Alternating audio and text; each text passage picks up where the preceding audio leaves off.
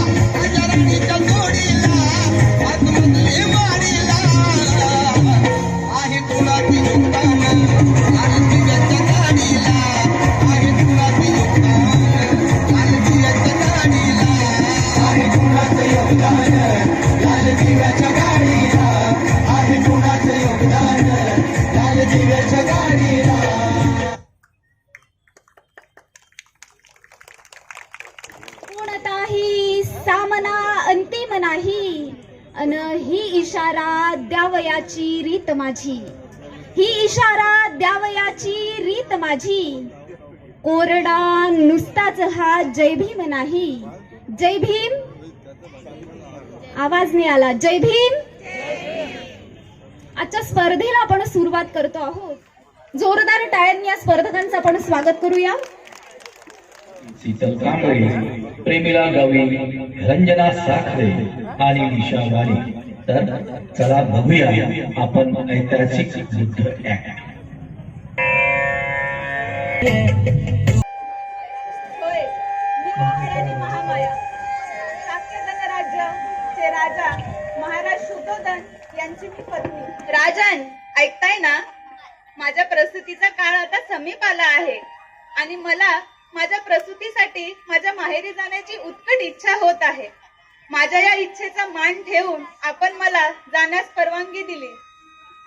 माझ्या सुखरूप प्रवासासाठी हा सुवर्ण रथ, हे सेवक, सेविका, दास, दासी, रथवाहक या सर्वांची आपण व्यवस्था केली.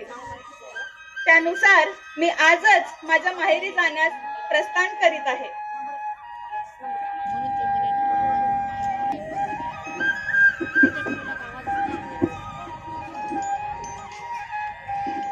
प्रजापती, अगये प्रजापती, वनात विहार करण्याची फार इच्छा होत आहे.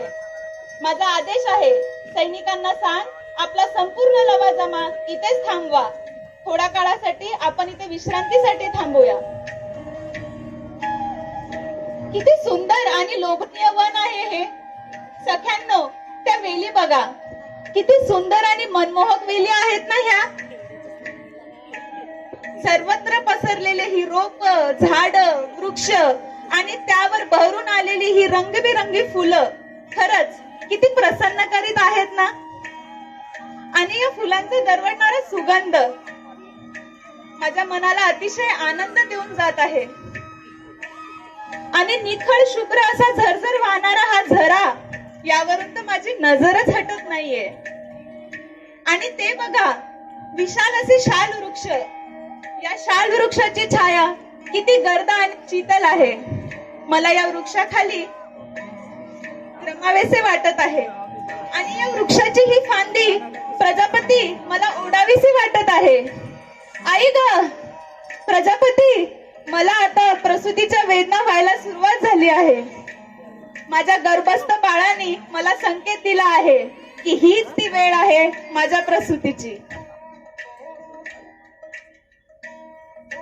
या प्रसूतीच्या काळांनी मला फार वेद होत आहेत, पण आज मी एका महामानवाला जन्म देत आहे याचा आनंद या वेदनांपेक्षाही फार मोठा आहे, फार मोठा आहे, फार मोठा आहे.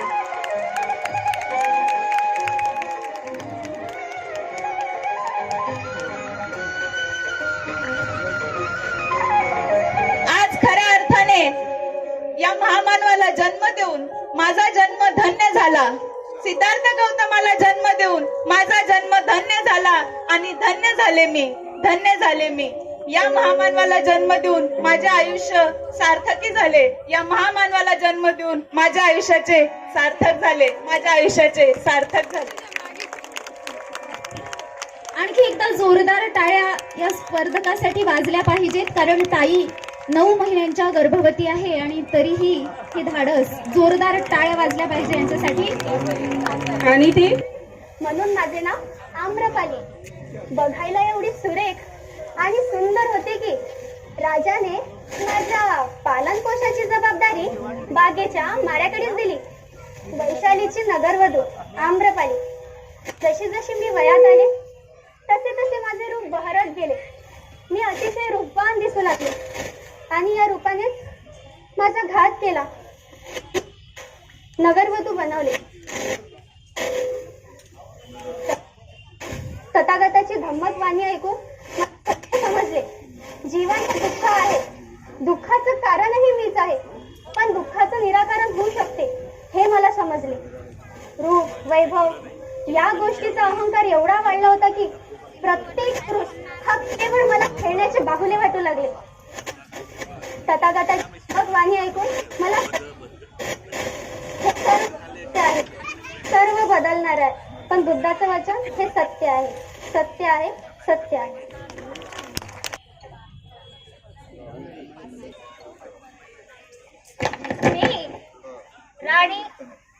मी राणी अमिता आणि राजा दंडपाणी यांची मुलगी महामाया, राजपुत्र सिद्धार्थाची अर्धांगिनी यशोधरा. मी राजपुत्र सिद्धार्थाची अर्धांगिनी यशोधरा. शाक्य आणि कुलिय यांच्यामध्ये रोहिणी नदीच्या वादावरून झालेल्या चर्चेमध्ये राजपुत्राला एक सहचारिणी म्हणून त्यांच्या सोबत सम्यक वाणीने चर्चा करणारी एक त्यांची सहचारिणी यशोधरा. मी यशोधरा आणि मी सिद्धार्थाला वेळोवेळी मार्गदर्शन करणारी आणि एक स्त्रीच एका पुरुषाला समोर जाऊ देते आणि त्या पुरुषाला म्हणजे सिद्धार्थ गौतमाला याच्यामध्ये मी त्यांची सतत साथ देणारी एक मत्सुदी स्त्री. आणि स्त्रीचे संघटन, रोहिणीच्या वादावरून स्त्रीचे संघटन आणि जनलोकांमध्ये आणि सेनापतीने रचलेल्या षडयंत्रामुळे जी तिने साथ दिली तशी जागृत लोकप्रतिनिधी. आणि शेवटी ती स्वतः भिक्खू संघात प्रवेश करून धम्म मार्गावर आलेली भद्रा कत्तायना बुद्धं शरणं गच्छामि, धम्मं शरणं गच्छामि, संघं शरणं गच्छामि. जय भीम, नमो बुद्धाय.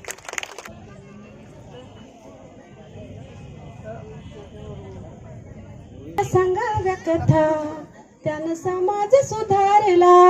हो किती भीमाच्या सांगाव्या कथा त्यानं समाज सुधारला. माळरानाला सुगंध आला, काटा मोठाही मोहरला. किती भीमाच्या सांगाव्या कथा त्यानं समाज सुधारला. हो किती भीमाच्या सांगाव्या कथा त्यानं समाज सुधारला. अग बायानो शिकून या तुम्ही बिवाव ज्ञानी, मानानं जगावया मुलांना करा शहाणी. भिवू नका रडू नका उगाच येड्यावानी, हक्कासाठी लढू चला मिळून भिवावानी. अग बायानो शिकून या तुम्ही विवाव ज्ञान. चला ये किनर हाताने किनर, चला ये किनर हाताने किनर, नवा निषाद रोवायला. किती भीमाच्या सांगाव्या कथा, त्यानं समाज सुधारला. हो किती भीमाच्या सांगाव्या कथा, त्यानं समाज सुधारला. अहो किती भीमाच्या सांगाव्या कथा, त्यानं समाज सुधारला. जय भीम. आता समजा उमजला आहे साहेब, तुम्ही काही काळजी करू नका साहेब. मी पत्राच्या 7 गाठी पाडणार आहे साहेब. ही 7वी गाठ अडचण आल्यावर पाडणार आहे साहेब. मी संसार सुखानं करणार आहे साहेब. मी आज किती झिजली तरी चालेल साहेब, तुम्ही काळजी करू नका साहेब. मी आज किती झिजली तरी चालेल साहेब, पण तुम्ही काही काळजी करू नका साहेब. तुमच्या क्रांतीची मशाल अशीच चालू असू द्या साहेब. तुमच्या क्रांतीची मशाल अशीच चालू असू द्या साहेब. जय भीम. ओळखलंच का मला? मी सावित्री, सत्यवनाची नव्हे बरं का, ज्योतिबाची सावित्री. ज्ञान नाही, विद्या नाही, विद्या असूनही डोके चालत नाही, त्याची माणूस म्हणावे का? होय, मी सावित्री, खंडूजी नेवसे यांची मुलगी, तर आई वडिलांची लाडकी. मी 9 वर्षांची असताना फुले घराण्यात आली. माझे धनी, ज्यांना मी शेटजी म्हणे, त्यांनी माझ्या या थरथरणाऱ्या हाताला पकडून मला लिहायला आणि वाचायला शिकवले. शेटजी हे फक्त नाव नाही, तर वादळ आहे, विचारांचं वादळ आहे. आणि हे वादळ ज्यांच्या लक्षात आलं त्यांना शेटजींचे विचारही समजले. पाटीवर सगळ्यात पहिला शब्द मी लिहायला शिकले तो म्हणजे शेटजी. शेटजी हे फक्त नाव नाही, तर स्त्री शिक्षणाचा जणू सूर्यच. होय, मी शिकले. मी लिहायला आणि वाचायला शिकले आणि शेटजींसारखा विचारही करायला शिकले. पण मी शिकली म्हणून अनर्थ झाला म्हणून ओरड सुरू झाला. पण तरीही सन 1848 मध्ये पुण्याच्या भिडेवाडीमध्ये शेटजींनी मुलींची पहिली शाळा उघडली. मग काय सनातनांच्या जणू कानातच चपराट बसली. अनर्थ झाला म्हणून गावभर ओरड सुरू झाली. आम्हाला शाळेत शिकवायला जाण्यापासून नाना तऱ्हेने रोखण्यात आले. माझ्या अंगावर शेण, चिखल, माती, दगड फेकण्यात आले. अशातच फक्त 5-6 मुली आम्हाला शाळेत शिकायला मिळाल्या. हळूहळू ज्ञानार्थ कार्य चालू असताना मला साथ मिळाली एका सच्च मैत्रिणीची, फातिमा. माझ्या बरोबर 3ही मुलींना शिकवायला येऊ लागली. मी जेव्हा शाळेत शिकवायला जात होते, लोक असे माझा रस्ता अडवत होते, असे टकमग माझ्याकडे बघत होते, काही बाई बोलत होते. पण तरीही मी हिंमत हारली नाही. मी गेली.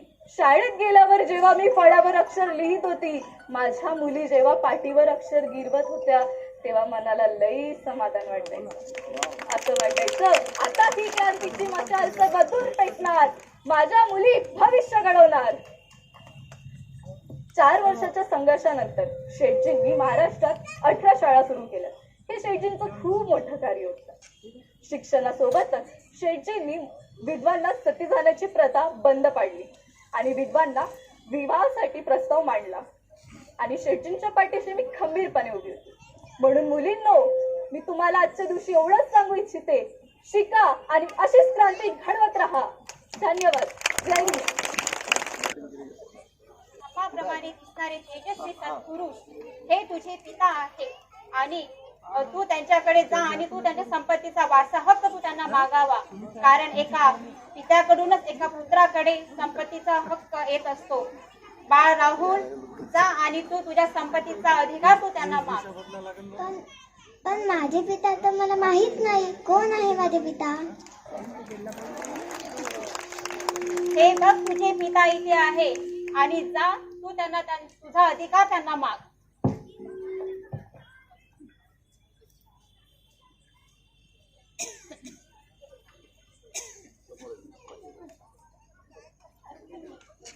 आपण माझे पिता आहात ना? मला माझा वारसत्व द्या. बाळ राहुल, त्यांच्याकडे दुःख आणि चिंता असे विनाशाचे उत्पन्न असणारे दुःख तुला ते देणार नाही, परंतु तुझे कधीही क्षय होणार नाही असे चिरकाल सर्वश्रेष्ठ वारसा ते तुला देणार. रत्ने, सोने, धन हे त्यांच्याकडे नाही आहेत बाळा, परंतु ते आध्यात्मिक ज्ञान त्यांच्याकडे आहे, ते तू घ्यावे आणि ते तू जतन करण्याचा समर्थ असतील तर ते तर तू घ्यावे आणि आपला आध्यात्मिक मार्ग म्हणजे आपला धम्माचा मार्ग आहे, आपला धम्माचा मार्ग आहे. भावांनो आणि बहिणींनो, ओळखलत का मला? मी रामी, रामू, वनंतरांची लेक रामी, भिकूजी धोत्रे आणि रखमाबाईंची लेक रामी, साहेबांची रामू आणि तुमची सर्वांची रमाई. खरं तर माझ्यापेक्षा माझ्या साहेबांनाच तुम्ही जास्त ओळखता ना? माझं साहेब म्हणजे महान पंडित, माझं साहेब म्हणजे महान पंडित, बुद्धाचा विचारवंत, जागतिक विद्वानांचा शिरोमणी, ज्वालामुखीतून बाहेर पडलेला तप्त लाभा तर कधी सूत्रासारख्या खोल हृदयात जातीयतेवर चिकून पडणारा सेनापती म्हणजे माझं साहेब. सागरावाणी ज्ञान आणि आभाळा एवढ्या मनुस्मृतीचं दहन करणारा क्रांतिकारक म्हणजे माझं साहेब. प्रज्ञासूर्य, निष्ठावंत, प्रज्ञावंत आणि धगधगत्या विचारांचा महामेरू. चंद्रसूर्यांनी माझं साहेब पाहिलं, त्यांचंच डोळं दिसलं बघा. अशा स्वतंत्रपणे चमकणाऱ्या प्रज्ञासूर्याची मी रमाई, अर्थात सूर्याची सावली. साहेबांसोबत लगीन झालं आणि माझं आयुष्यच बदललं की हो. खायखेळ्याच्या चाळीतून परळच्या डबक चाळीत गेली, लगीन करून गेली आणि शेजारच्या समध्या आयाबाया माझ्या घरी जमल्या. काय तर म्हणाल्या, नवीन नवरी आली तर आता नाव घ्यायचं. मला कोण नाव शिकवणार? मला ना आई होती ना मैत्रिणी होत्या, मला कोण नाव शिकवणार? असंच एका कुठल्या तरी लग्नात एक नाव ऐकलं होतं, ते मला आवडलं म्हणून माझ्या ध्यानात राहिलं होतं. मी लाजत लाजत नाव घेतलं. वनंतकरांची लेक आली आंबेडकरांच्या घरात, वनंतकरांची लेक आली आंबेडकरांच्या घरात. भीमरावांचं नाव घेते आनंदाच्या भरात. मी लाजत लाजत नाव घेतलं.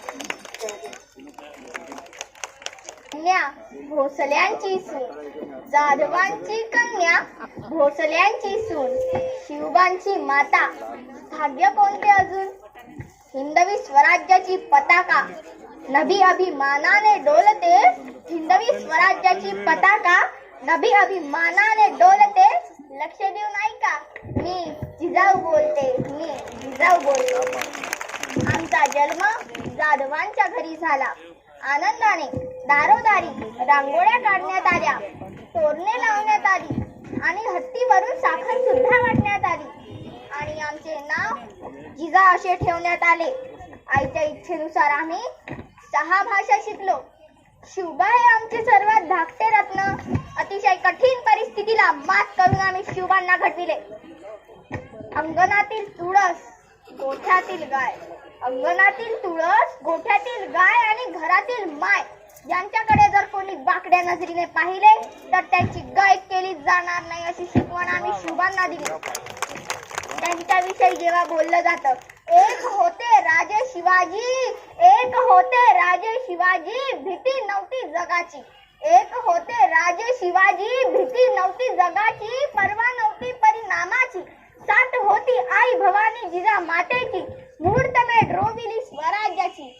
म्हणूनच म्हणतात जय भवानी जय शिवाजी. तेव्हा आमचं ऊर अभिमानाने भरून येतं. म्हणून बाळांनो, शिवबा राजेंसारखे शूरवीर बना. कितीही कठीण प्रसंग जरी आला तरी त्याला घाबरू नका. त्या कठीण प्रसंगाचा धैर्याने सामना करा. जय भवानी जय शिवाजी जय.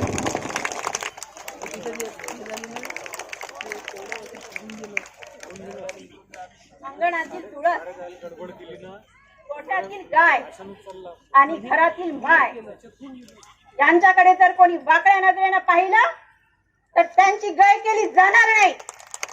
घेऊन जा यांना आणि गर्दन कापा यांची. युद्ध कोणाचंही असू द्या, जय पराजय कोणाचाही असू द्या, पण युद्धात दोन्ही बाजूंनी रक्त वाहणार ते फक्त मराठ्यांचं. दोन्ही बाजूंनी जीव जाणार तो फक्त मराठ्यांचा. आणि बदल्यात काय मिळणार? तर बादशहाची वाहवा, तोहफा, एखादी मनसुबदारी किंवा एखादा चुरा. पण शेवटी आपण जागरच, शेवटी आपण गुलामच. आपण गुलामगिरीच करायची. कधी आदिलशहाची, कधी निजामशहाची, कधी कुणाची तर कधी कुणाची. कुठवर चालणार हे? अन्यायाला वाचा फोडती ती सुद्धा सुभ्याच्या सीमेतच.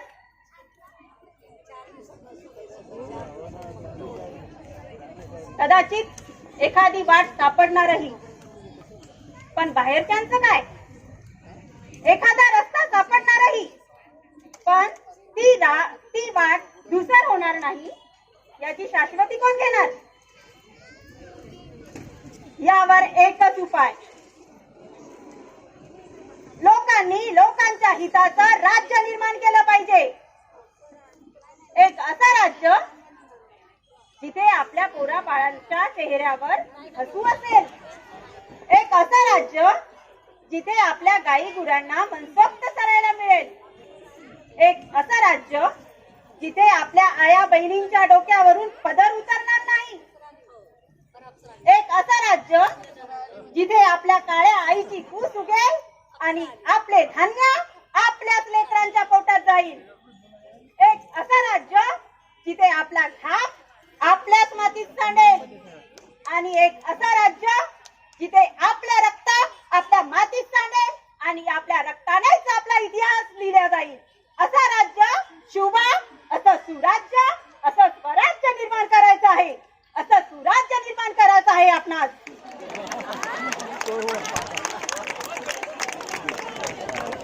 आम्ही पाहिलेलं स्वराज्याचं स्वप्न आपणास पूर्ण करायचं आहे. शुभा, आपणास पूर्ण करायचं आहे.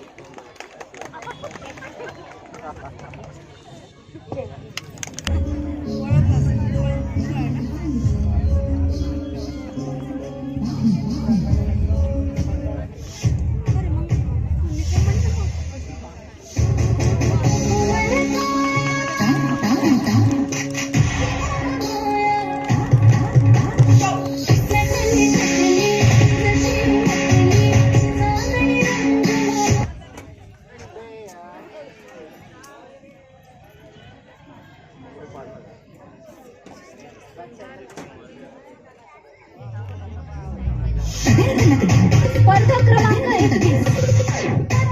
स्पर्धा क्रमांक 21.